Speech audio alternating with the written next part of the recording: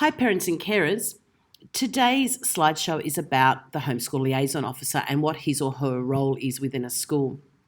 Normally, if it wasn't for COVID, you'd be having this presentation by the homeschool liaison officer down in the hall during one of the orientation sessions. But because of COVID and that can't go ahead, Mrs. W and I decided that we would present it to you in this way so you have all the information that parents would normally get. So what's the role of the homeschool liaison officer? Well, his or her number one role is to check on the student attendance at school, and if there's an issue with a child's attendance, to work with the parents and improve it. So the homeschool liaison officer liaises with our school and parents and provides support to students who have attendance concerns. They also seek support from other agencies to assist families if that will help get the children to school. As a parent, what are your legal responsibilities? Well, in New South Wales, it's actually compulsory for all students between the ages of 6 and below the minimum school leaving age to attend school every day. So once you have enrolled your child at school, you are expected to attend school each day that school is opened. So, for example, school is not open to Children and Staff Development Day, so they don't have to attend that day. During COVID, we actually shut down for several weeks, and so the children did not have to attend those days, so it didn't go against them on their attendance rate. But if you decide to enrol your child when they're young, when they're only 4.5, you have to send them to school every day. Now, especially the younger ones are going to get very, very tired, but your child being tired is not a reason that you're legally allowed to keep them home from school. The importance of arriving at school on time. Oh my goodness, this is really important to our staff members at our school.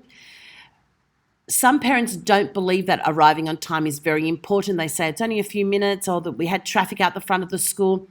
You need to make routines and structures at your house that your child is not late to school. It's actually really disturbing for little ones in kindergarten when they are late and they have to walk into the classroom and the classroom's already started learning and everyone's already busy and the teacher's already reading with a group. It's really hard for children to walk in if they haven't had that few minutes play with their friends. They haven't unpacked and had their fruit when everyone else was doing that. It's really, really difficult for them emotionally.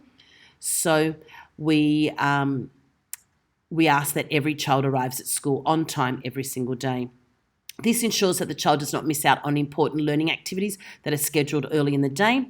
It helps them learn the importance of punctuality and routine.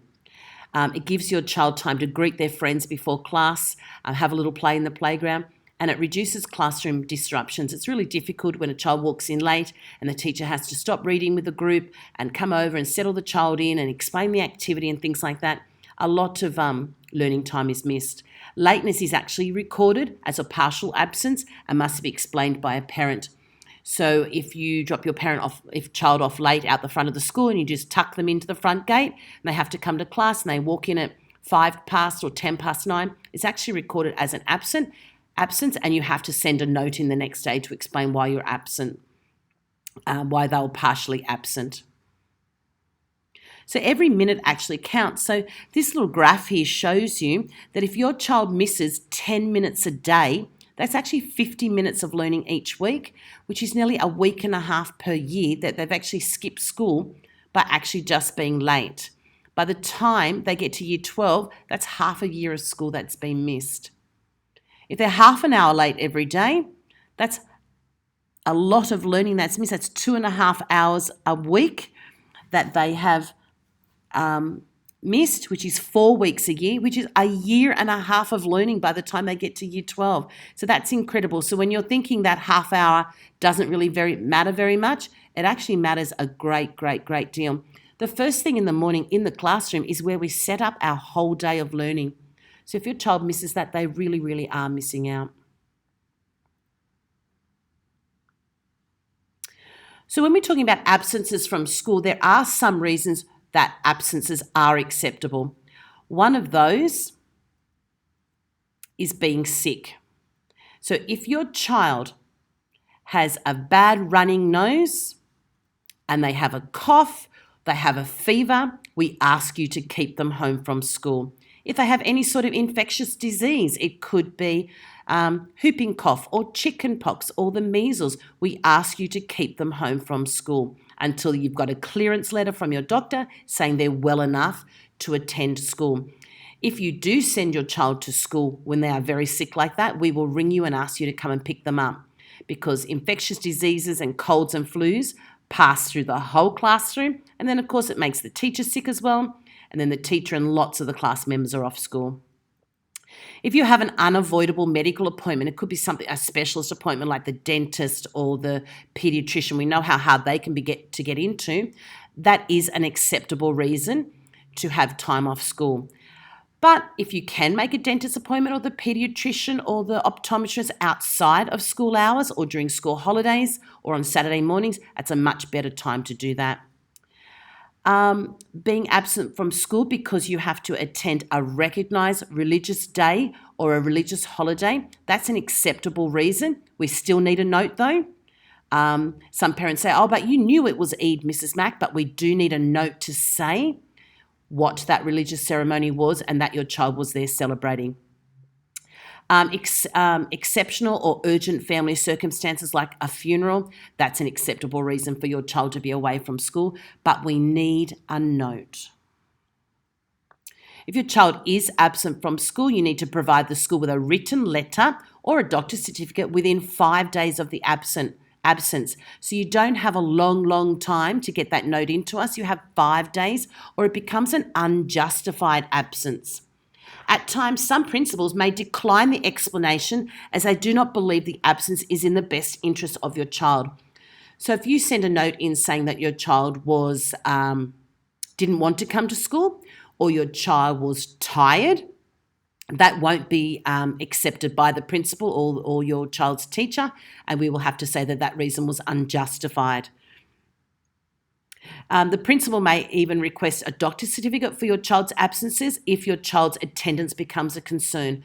So if you're a person that's under the eye of the homeschool liaison officer because they're having too much time off school, it will get to the point where you have to bring a doctor's certificate in every single time your child is away. Travel, this is a very tricky one. Families are encouraged to take travel during school holidays, whether it's interstate or international travel. It's suggested that you take that during school holidays. If you do need to travel during the school term, it is necessary to discuss it with the principal and complete an application for extended leave. So this absence will be marked on the roll as leave. However, it will contribute to your child's total absences for the year.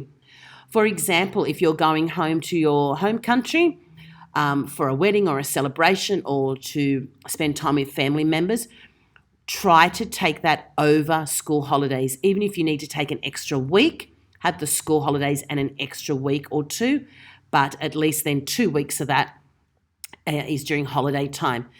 You don't have the right to take that. You are actually asking the principal for permission to take that time off. Of course, during COVID, that's all null and void anyway, because none of us can overseas travel at the moment. But I know lots of people will want to as soon as travel is available. But be really mindful that weeks off school is weeks of learning not getting completed. Teachers are not allowed to send work with you. So lots of parents say, I'm going overseas for a wedding for a month or 6 weeks. Could you send me work with my child, please? Well, no, we are not allowed to send work because it really would only be busy work. The teachers can't teach the work to your child. It's part of a whole unit of work.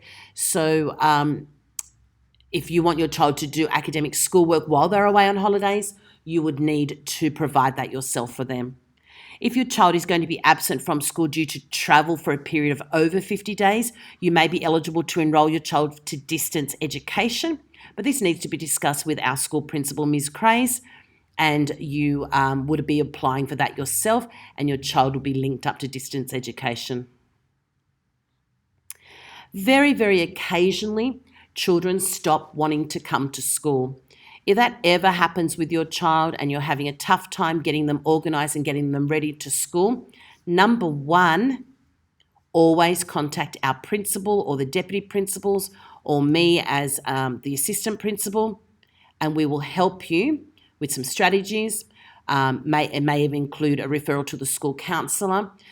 But it's really, really important not to set your child up by allowing them to stay home when they don't feel like coming to school.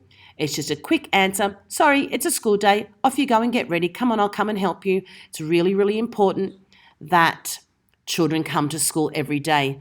If you let your child, even for 1 or 2 days, let them stay home because they don't feel like coming, it's going to set you up for trouble in the future because they're going to keep saying that. Every day counts at school. You think a day here or there doesn't matter very much, but if your child has 1 day off a fortnight, that ends up being 20 days a year, 4 weeks per year. By the time they get to year 12, it's a year off school. If your child has a day off a week, that's 40 days per year. That's 8 weeks in a year, which is nearly a term off in a year. That means that it's equivalent to finishing school at the end of year 10, even if they went to year 12. So every single day coming to school counts. Thank you, everyone, very much for listening. If you ever require to speak with the homeschool liaison officer, you just have to approach the school and we can connect you up with a homeschool liaison officer. You may need some help. Thanks very much for listening. Thank you.